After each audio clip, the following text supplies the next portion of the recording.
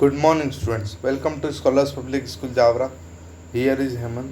So अब तक हम क्लास 11th के लिए चैप्टर नंबर 1 जिसका नाम था some basic concepts of chemistry पढ़ रहे थे, जिसके अंदर मैंने क्लास 11th और 12th के लिए दोनों क्लासेस के लिए कुछ बेसिक सी बातें आप लोगों को बताई थी। साथ ही साथ अब जो CBSE का एक नया सर्कुलर जो कल हमें मिला, जिसके अंदर हमें ये पता लगता है कि क्लास 11th के लिए और 12th के लिए 30% सिलेबस को रिड्यूस कर दिया गया। सो अब हम लोग according to the reduce syllabus ही हम पढ़ेंगे। सो हम लोग आज शुरू करेंगे।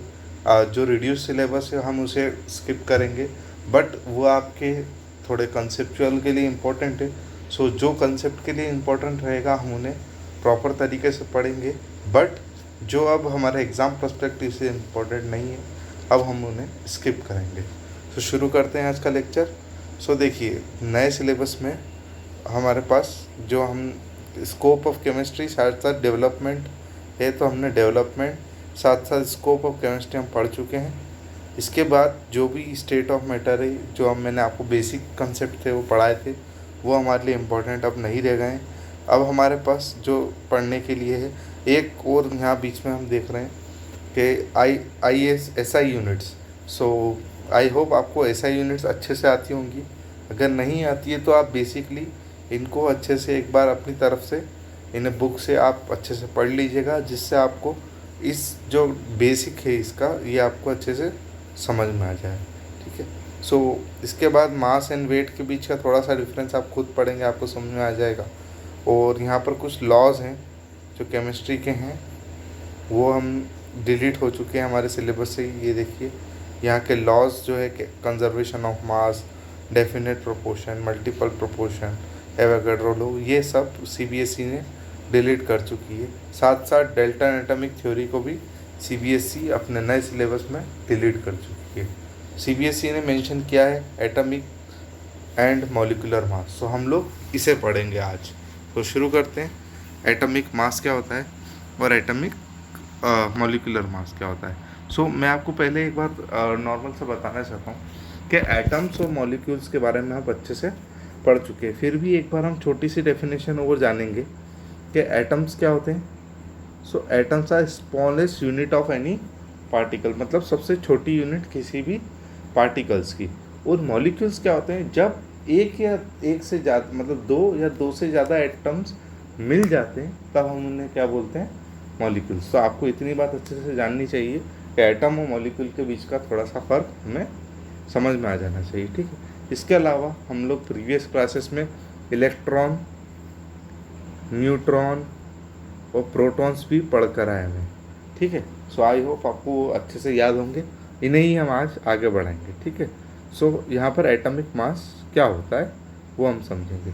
So the atomic mass of or the mass of atom is actually very small because atoms are extremely small। अब देखिए, एटम बहुत ही ज़्यादा छोटे होते हैं, मतलब आप माइक्रोस्कोपिक लेवल पे भी हम उसे अच्छे से नहीं देख पाते, इसलिए ये बहुत ज़्यादा छोटे होते हैं। ठीक है। सो एटम जो हमारे छोटे हैं, अब देखिए आज हम जो एटम के बारे में अच्छे से पढ़ पा रहे हैं, मैंने आपको बोला कि हम माइक्रोस्कोपिक लेवल पे देख सकते हैं।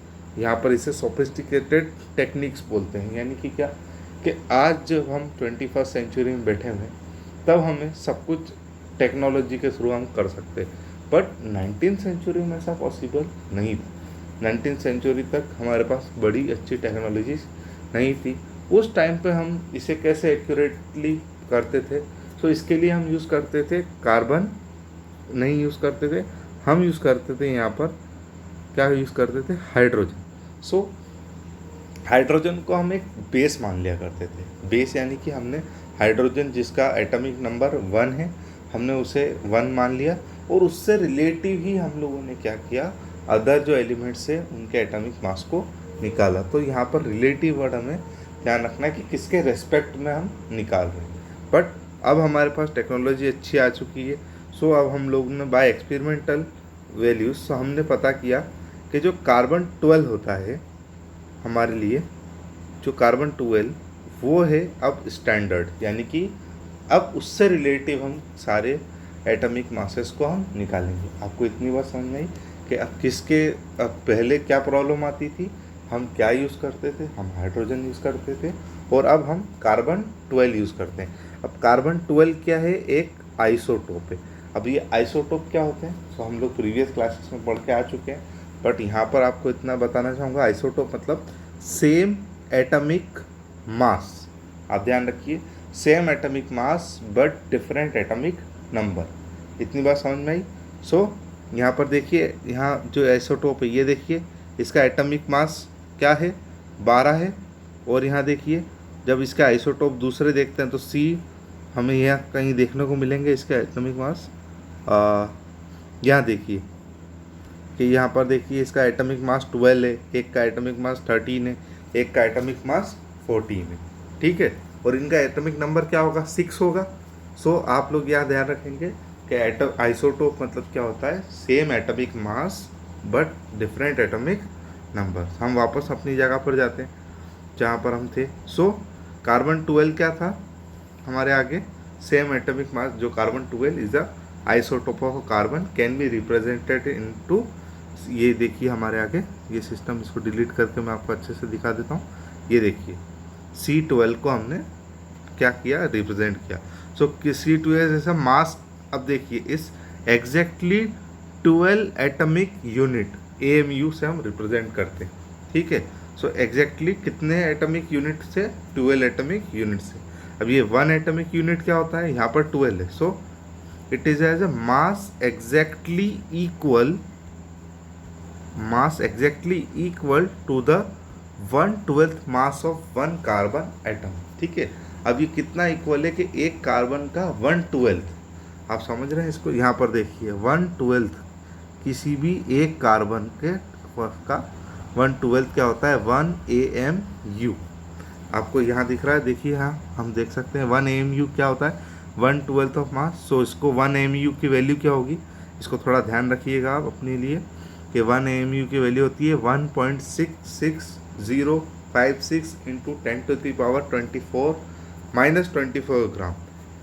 ये होती है 1 AMU की वैल्यू। अब देखिए mass of 1 atom of hydrogen, so इसकी क्या वैल्यू होगी, 1.676 इंटू 10⁻24 ग्राम। ये आपकी क्या हो गई, किसी भी एटम, हाइड्रोजन एटम का मास। अब देखिए, अब इन टर्म्स ऑफ AMU निकालना है हमें, एटॉमिक मास यूनिट। तो हमने बताया AMU क्या होता है, 1/12 ऑफ C12, जिसके कंपेरिजन में हम कर रहे हैं। सो ये देखिए हाइड्रोजन का क्या है, 1.66 इंटू 75, ये देखिए यहाँ पर। सो ये हाइड्रोजन का हमारे लिए 1/, और ये 1.66056 इंटू 10⁻24। हमें दोनों चीज़, इसको हम जब रिजॉल्व करेंगे तो हमारे आगे 1 AMU मिल जाएगा 1.0080 AMU। इसे आपको याद करने की कोई ज़रूरत नहीं है, कारण मैं आपको आगे बताऊंगा, ठीक है। अब सेम ऐसे ही mass of oxygen 16 is 15.955 AMU, ठीक है। अब देखिए AMU को हम किससे रिप्रेजेंट करते हैं, U से। अब इसको मैंने आपको बोला कि इसको आप पूरी तरीके से याद नहीं करेंगे, इसका कारण ये कि हम इसे ऑलमोस्ट राउंड ऑफ में लेते हैं। कारण ये है कि हम क्या करते हैं कि अब हमें अलग अलग, मान लीजिए 1.8, कैलकुलेशंस के लिए हमारे लिए थोड़ा सा टफ पड़ता है। सो हम क्या करते हैं, इन सब का हम लेते हैं एवरेज एटॉमिक मास। सो आगे हम पढ़ रहे हैं, क्या है यूज़ कर रहे हैं हम, एवरेज एटॉमिक मास। सो देखिए, many natural occurring elements exist as a more than 1 isotope. अब आइसोटोप आपको समझ में आ गया। So we take into account of existence of this isotope and relatively abundance, ठीक है, परसेंट अकरेंस, ठीक है, उसके परसेंट के ऊपर ध्यान रखेंगे। So average atomic mass of element that can be computed, for example carbon has 3 isotope. अब देखिए रिलेटिव अबंडेंस क्या है, 98.892। फिर कार्बन 13 के लिए 1.108, कार्बन 14 के लिए 2 इंटू 10⁻⁻10। बट इनका AMU कितना है, ये देखिए चेंज, 12 हो गया, 13.0 ये जो भी वैल्यू है, 14.00317। देखिए इनके AMU अलग है। अब हमने क्या किया, इन सारे AMU को प्लस किया, डिवाइडेड बाय 3 कर दिया, तो हमारे आगे आंसर क्या आएगा 12.011 U। आप लोग क्या करेंगे, इनको प्लस करके इनको क्या कर रहे हैं हम, डिवाइड कर रहे हैं। सो हमें क्या मिल रहा है, एवरेज इसका 12.00011। सो ये एवरेज एटॉमिक मास है। सो अब आप कार्बन का कहीं भी एटॉमिक मास डालेंगे तो आप उसे 12 ही लगाएंगे। कितना आपको बात समझ में आई। सो एटॉमिक मास, सो जो हमने निकाला किसके कंपैरिजन में निकाला, C12 के कंपैरिजन में निकाला, और उसके बाद हमने उसके आइसोटोप्स का एवरेज निकाल के हमने क्या मिल गया, हमें कार्बन 12 के लिए या फिर कार्बन का हमें एवरेज एटॉमिक मास मिल गया। ठीक है, अब इसके अदर होते हैं। अब एक और नई चीज़ आती है हमारे पास, मॉलिक्यूलर मास। ठीक है, so molecular mass is the sum of atomic masses of element present in a molecule. अब देखिए यहाँ पर क्या हो गया है, sum of atomic masses present in a molecule. अब यहाँ एटम की बात नहीं हो रही है, आप ध्यान रखिएगा। अब यहाँ किसकी बात चालू हो गई है, मॉलिक्यूल की, इस वजह से इसे हमने मॉलिक्यूल नाम दिया। सो मान लीजिए ये हमारे पास एग्जाम्पल है, किसका एग्जाम्पल है, CH4 का। अब देखिए, सो क्या हुआ कि C का जो एटॉमिक मास था वो क्या था 12.101। ठीक है, अब हमारे पास हाइड्रोजन का कितना है 1.008। अब हम लोगों ने क्या किया, यहाँ देख रहे हैं हम H की पावर कितनी है, यहाँ पर 4 है। सो यहाँ पर क्या करेंगे 4 × 1.008 U। जब हम इन दोनों को प्लस करेंगे तो हमारे आगे आंसर मिलेगा 16.043 U। आई होप आपको इतनी बात अच्छे से समझ में आई होगी।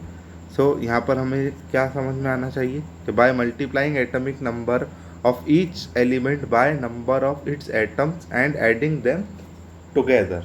सो आपने पहले जितने नंबर ऑफ एलिमेंट उसमें प्रेजेंट होंगे, वो जितने एटम वहाँ प्रेजेंट है इनटू करना पड़ेगा, देन हम उनको ऐड करेंगे।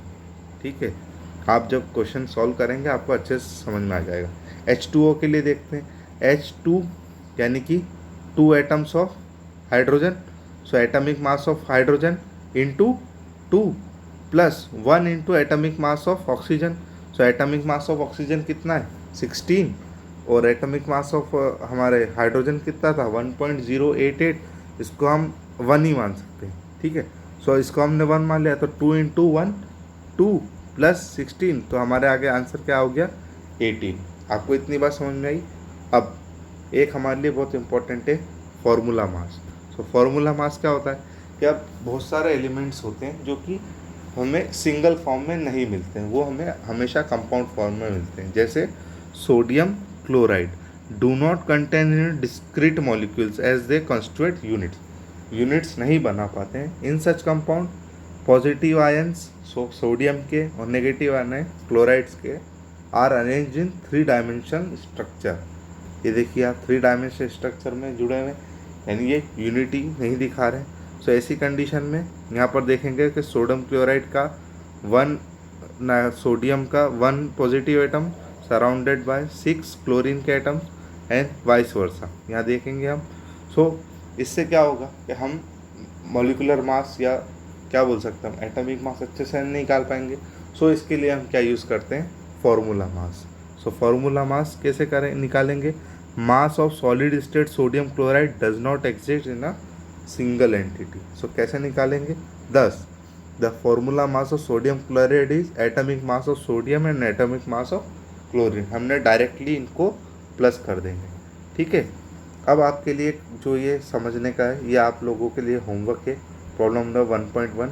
हम इसे कल अच्छे से सॉल्व करके, आप होमवर्क है आपके लिए, आप इसे घर पे सॉल्व करके देखेंगे। अगर आपको कहीं डाउट आता है तो आप कमेंट बॉक्स में अपना डाउट डालेंगे। और यहाँ देखिए आप कि इन वैल्यूज़ को थोड़ा अगर आप नहीं भी कर पाते हैं तो नॉट अ प्रॉब्लम, हमें ये समझ में आना चाहिए कि हम मॉलिक्यूलर मास और जो भी एटॉमिक मास है वो कैसे निकाल रहे हैं। सो कल हम पढ़ेंगे mole concept and molar mass. तब तक के लिए थैंक यू सो मच, पढ़ते रहिए।